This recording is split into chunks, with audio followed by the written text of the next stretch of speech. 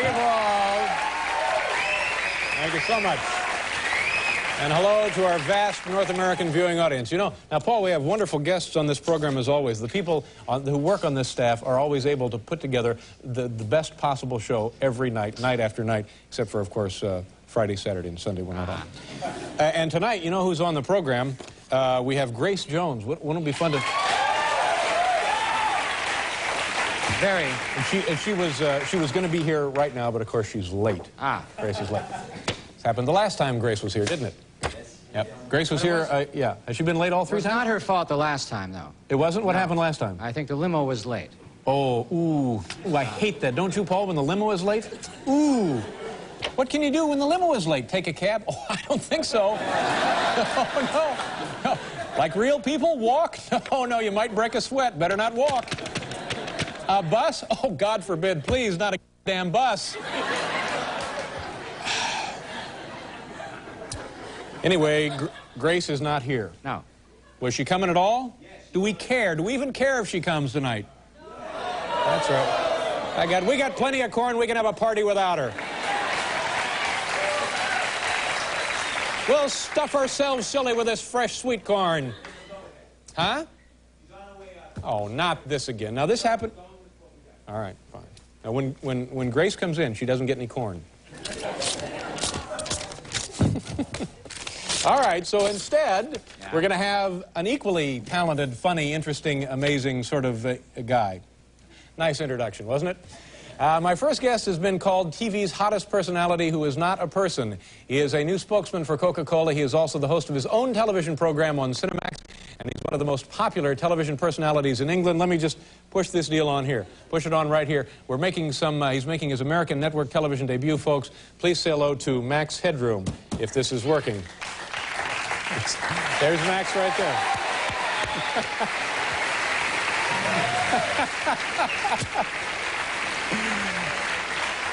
Max, first of all, welcome to the United States. Welcome to our program. And why don't you, Max? Max, excuse me, if you could, Max, yeah. I tell you what, Max, could you describe yourself for us? Just tell the folks a little bit about what you are, what you do. A little sticky. I think I had a soggy dream, big fella. There's oil everywhere. So, big fella. Yeah. I suppose I see myself as witty. Witty? Urbane. Yeah. Highly talented. Hugely successful with a keen sense of style. Plus, of course, my own special brand of modesty. What? Help, I'm cramped! you say you're cramped. Okay. Why don't you, somebody's playing with your tie out here, Max. Why don't you tell us about how you look and how you dress there? Is there something interesting we ought to know about your look, your appearance? Big fella, you've touched a sore terminal there, Davy Doo. Clothes! Well, for me, it's the old bell-bottom golf slacks and tasteful bright chicks! Like those in the book on your last show last night. But I prefer them in 100% nylon. I like a lot of static around my lower parts, Davy Doo. Yeah. I like the exciting feeling that if you cross your legs too quickly, you might just fuse all the lights. And what can you tell us about your name, Max Headroom? Does that mean anything other than just a name? A daffodil by any other name, I think Oscar Wilde said, wasn't it? Can I tell you a story, Dave? Yes. Let's talk. You see, Dave, I was driving along in my swagger limo before Grace got her little paws on it. In fact, it's been specially adapted, poor little old moi, with reverse tinted windows. That means I cannot see my public, but they can see me. I do so hate seeing ordinary people getting wet in the rain. Anyway, I was driving along one day, and suddenly one of my fans shouted, "Hey, there's Max Headroom," and it kind of stuck.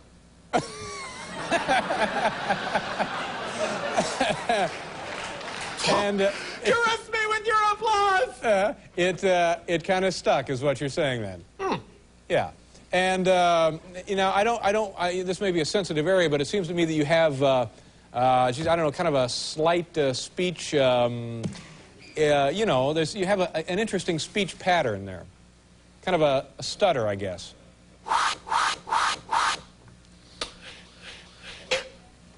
Touching on. Areas? Why don't you ever stand up? Is it because you caught a vital organ in the top drawer? Stutter! Isn't that a rather harsh way, Davy Doo, to describe a slight verbal hesitancy? I mean, come on, big fellow, we all have our hereditary idiosyncrasies, and mine's been able to say long words without stuttering. And, as for holding me back is concerned, well, I'm sitting here now, aren't I? What do you think? Yeah. You're doing a darn fine job of it. Lassie, come home! I want to have your puppies! I love her little you, Dave. I tell you what, why don't you tell the folks about your new American television show, Max? Must we? Well, yeah, why don't you just... Okay, what the heck. My new show has everything, Davy Doo. It's got your quizzes. It's got your songs. It's got your videos. It's got your clam sauce. It's got your advice spots. It's got your big celebrity interviews with... Well, I'm not a name dropper, but Michael Caine, mate. But best of all, it's got little old swagger. Me. And I do off-the-cuff comedy. I do links. Basically, I do a lot of cufflinks. Comedy, I can't keep it in! That's great! It oozes out of every computer-generated pore! Stop the flood. Yeah. Can I ask you one other question? Do you have a... Sure, I'll go out on a date with you. Do you have a... You don't happen to have a plate in your head, do you? I got a full set of china.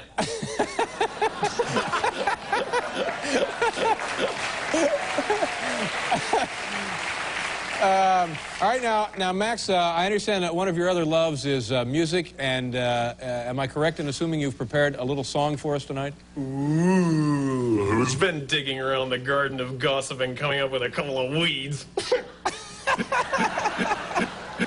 I wish I just had some of the music and videos from my show so I could play them to you right here, and if it was in my hands, I would, but I haven't got them. Hands, that is. Stop me, Dad! Stop me, buddy! Stop me down! Actually, I'm a swagger, classical man myself. Mozart, he's my tip for the top. But, you know, there's not one bar of Mozart that I can't whistle. Maybe there is. Yeah, I think that's it. Yeah, that's the one. But in the biz, Dave, our biz, I'm seen as a musicione, musicione. Okay, so now do we have... Does all this mean we have a little song coming, or not, Max? Yeah. Okay. Losing a PA on the floor. We can't hear you out here, Max. Try it again. Safe? There you go. You there? Yeah, Max, I got you now. Okay. Give me a flat F.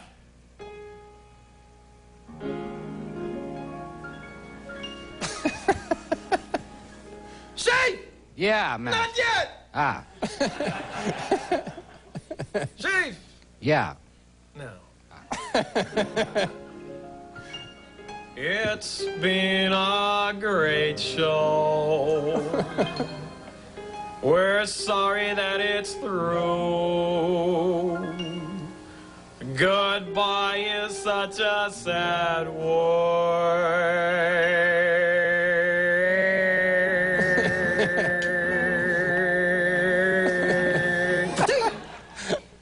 So let's just say adieu. Thank you very much, ladies and gentlemen.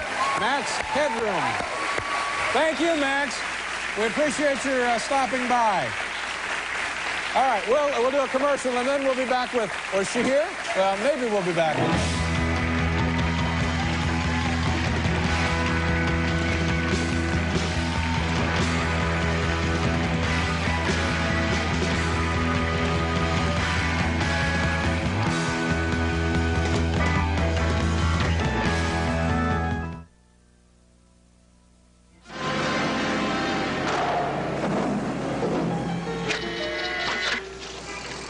that? Looks like a cross-hatch generator. This is Max Headroom. Max Headroom? Ah, Cokeologist. He sees us. Where there's a wave, there's a Coke. I like him. Join the club. You know, more people prefer the new taste of Coke over Pepsi. Let's take him home. Good idea. So you... Pepsi drinkers, now's your chance. Become a Cokeologist. That's the way.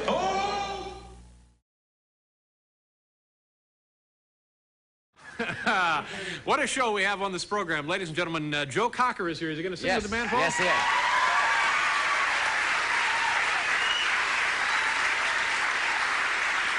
And this is exciting. Kirk Douglas is with us tonight as well.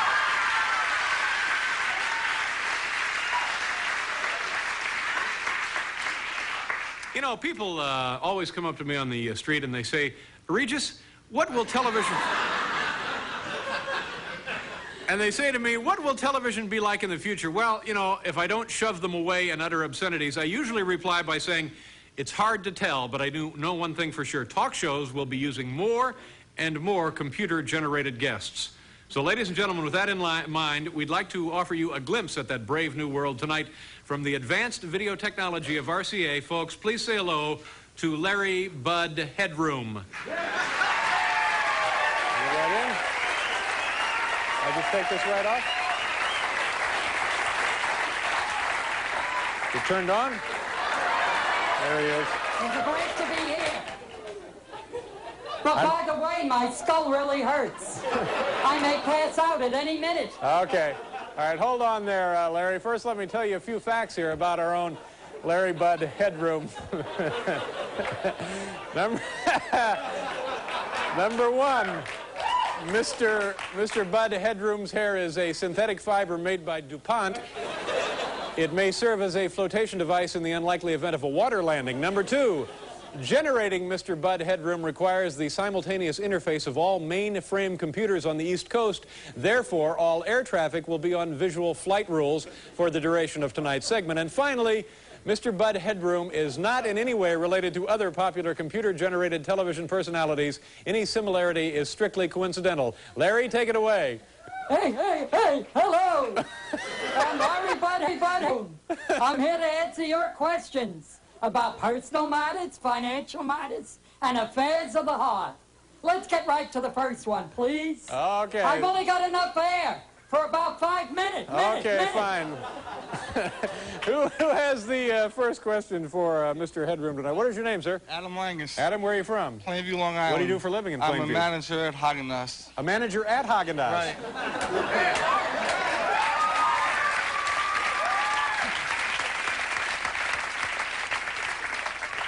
I think that speaks for itself. Now, what is your question for Larry Bud Headroom? I want to know where I can go to get $20,000 so I can open up my own business. Where can he go to get this kind of money, Larry? Well, I'll tell you, pal. You haven't got a prayer. You look to me like a banker's nightmare. I don't even think they'd let you deposit money if you had any. Just keep checking payphones and waiting room sofas for loose change. You'll soon have your money in about 1,000 years. Bob Rooney, please give this nice person an assortment of fluorescent tubes. Thank you. Folks at GE. Nice meeting you. Good luck to you, sir.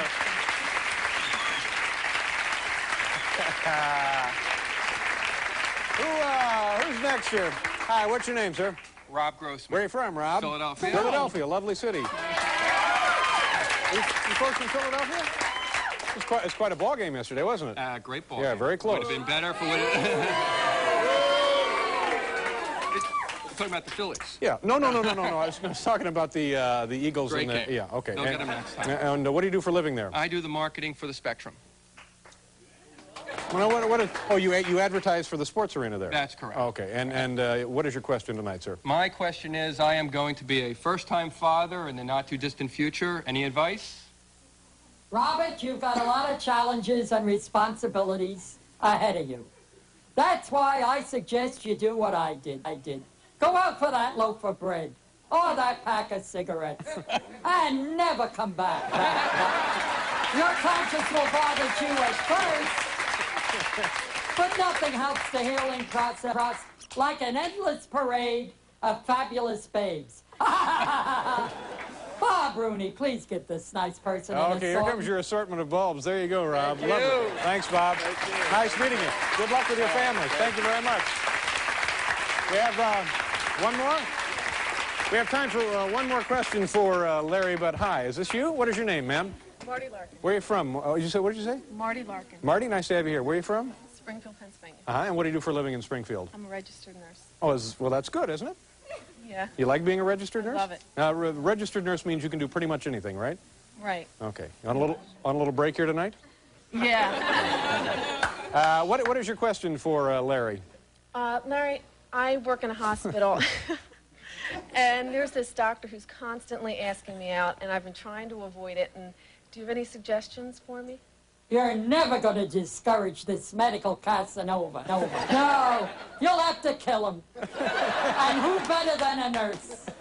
Your access to razor-sharp instruments and your knowledge of anatomy make it easy. So easy. The hard part will be stopping at just one. Bob Rooney, please get this nice person an assortment of fluorescent tubes. There you are, Marty. Thanks, Bob. Nice meeting you. Thank you for coming up tonight. Good luck to you. Is that it? Okay. Thank you very much, Larry. We'll be right back. Joe Cocker.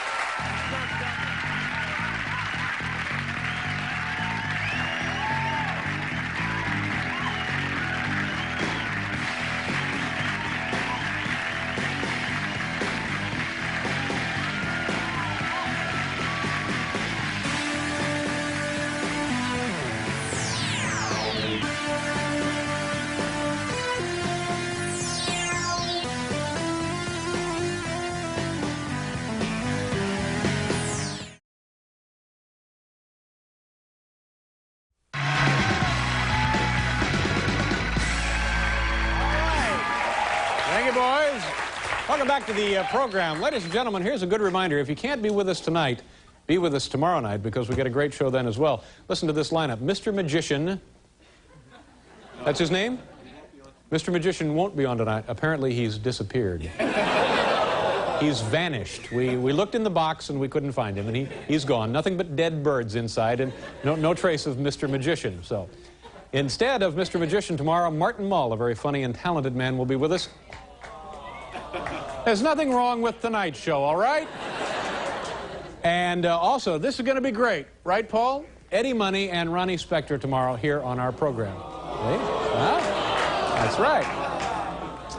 Okay, now on to other pleasant matters. What changes can we look forward to in the world of television? Well, almost certainly there will be more Atlanta Braves games, but we can also expect to see more computer-generated TV personalities. Ladies and gentlemen, may I present our warm spit attempt to cash in on a trend, Larry Bud Headroom.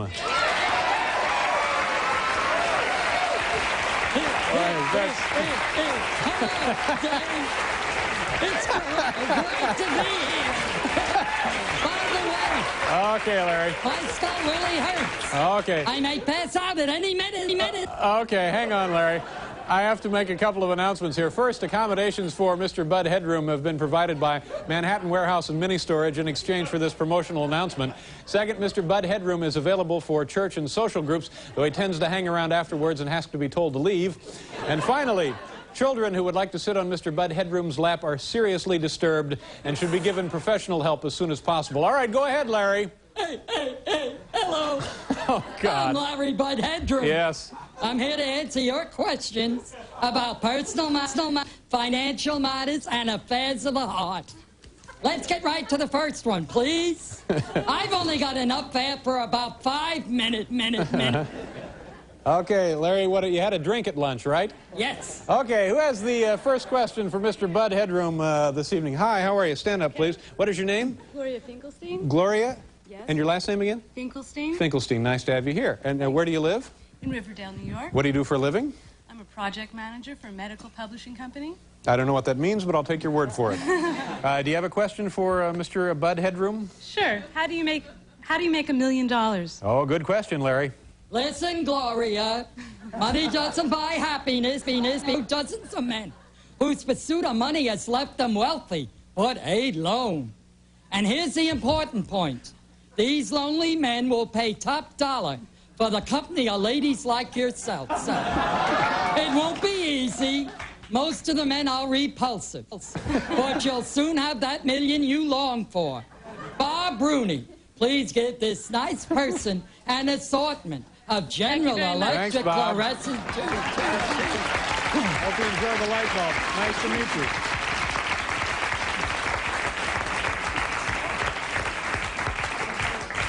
Larry, are you having trouble with your spine? Not really. I'm usually this way. Okay. Somebody fasten the restraints, please. Who has the next question for Mr. Headroom? How do you do, sir? What is your name? Brandon Maxwell. Nice to see you, Brandon. What do you do for a living? Well, I'm a marketing research specialist at a major finance firm here in New York. Okay, great. And we're just about done shaking hands. What is your question for Mr. Headroom? Well, Mr. Headroom, when I was down in Rio de Janeiro with my brother Russell recently... oh, Russell, yeah. Drag Russell into this. He got me the tickets. Okay, you and Russell are in Rio. Yeah, right. And I noticed that the water swirls down the drain in the opposite direction than it does up here in New York. Yeah. Why is that, Mr. Headroom? Rio. A magic place where they dance the samba, eat bark, and worship monkeys as gods. Listen, pal, you're lucky. You got out of that hellhole before the heathens cut off your ears for ashtray and forced you to make with jaguars. I know someone that happened to, but I can't mention his name. All right, it was Ted Koppel. Bob Rooney, please give this nice meeting you. Good luck, Brandon. Thanks for being here. Here's your General Electric fluorescent light bulb assortment. There you go. One more, quickly. Who has the last question? Hi, how are you?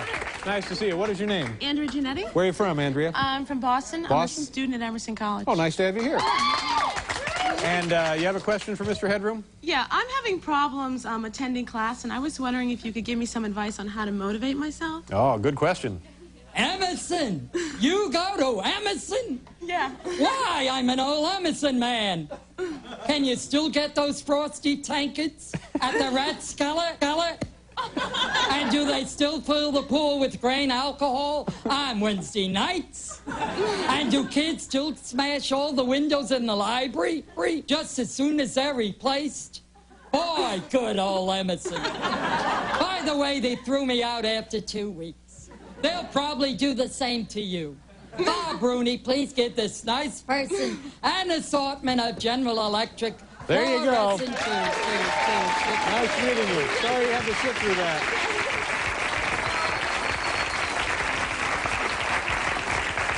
Oh, my. We'll be right back.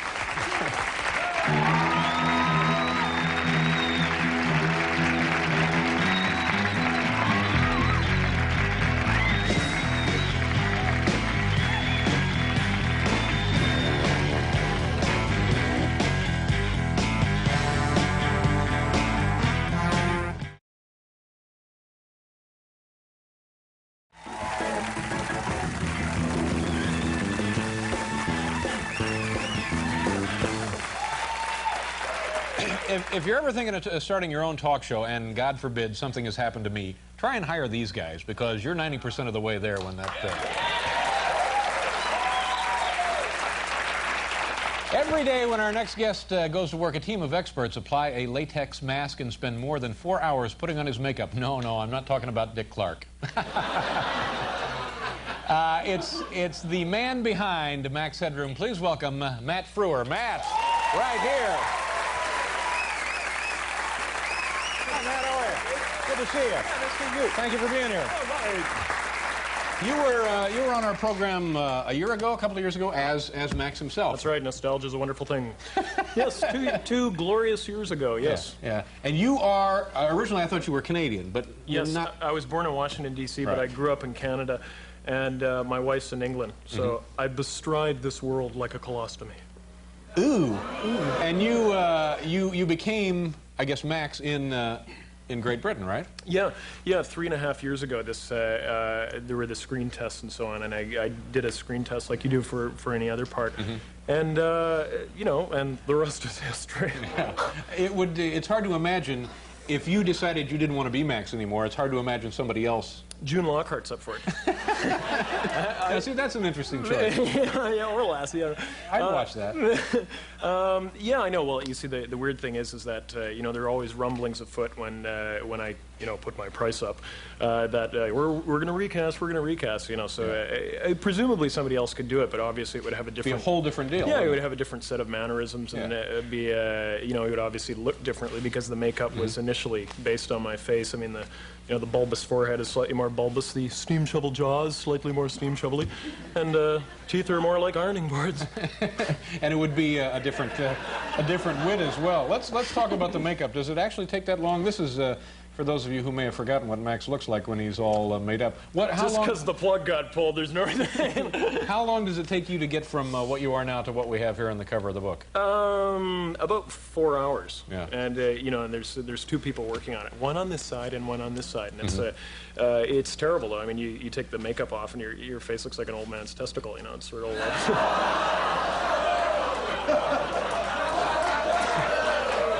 Can I say old? No. It's interesting that you would know what that looks like.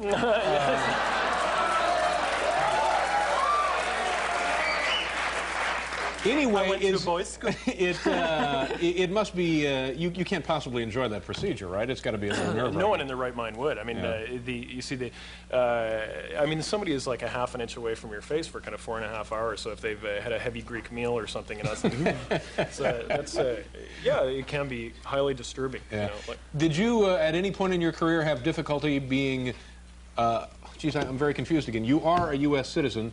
You spent a great deal of your time in Canada, but yet you worked in Great Britain. The show's going to get me sent back to Tijuana, isn't it? No. Did you have trouble getting a card, actors, or...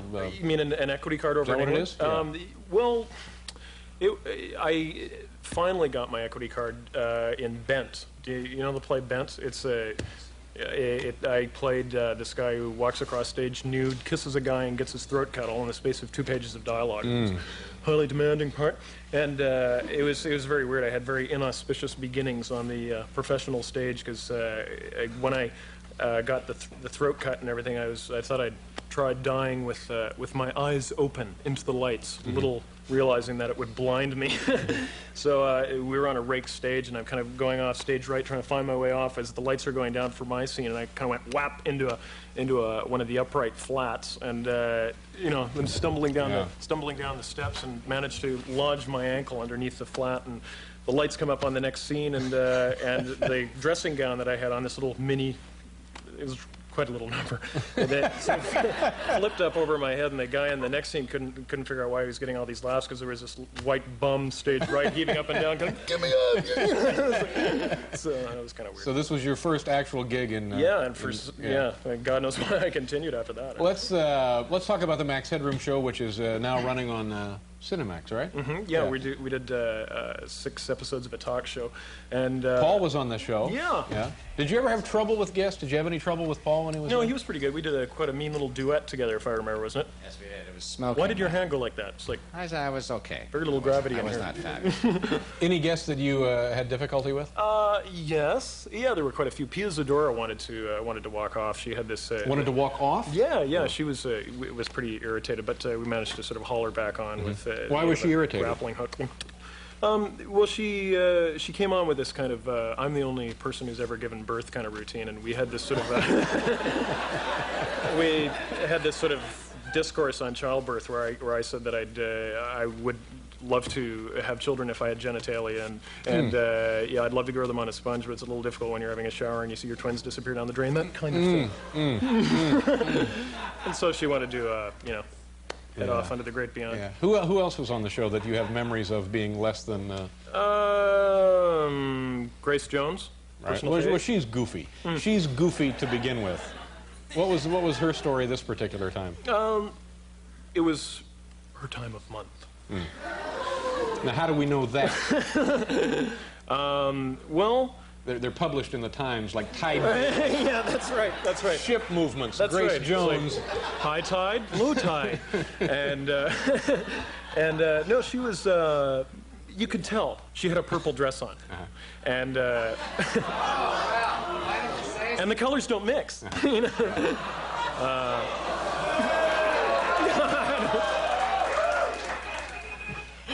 Anyway, enough for Grace. So now what now? You had the show on ABC, the big Max Headroom primetime thing, and various commercials. What other endeavors? And you're also appearing as yourself in various. Yeah, yeah. After the plug got pulled, I mean, work didn't dry up. Fortunately, I mean, there was an episode of St. Elsewhere. So you actually have a dual career then, don't you? Yeah, which is great, and so. Long may it continue. Well, good. Nice to see you again. Thanks for being here. Thanks a lot. We'll pause for a commercial, and then we'll be back with.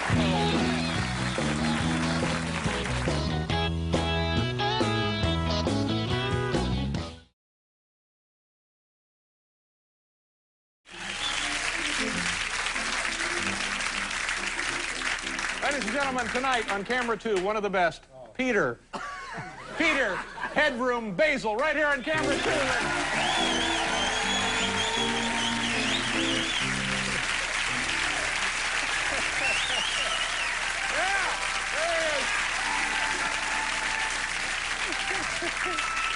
You know, you think we're just goofing around. This guy worked with Vladimir's work in his garage. Thank you. And seriously, in addition to that, he invented the wide shot. Is that right, Peter? He did. He invented the wide shot. He invented it.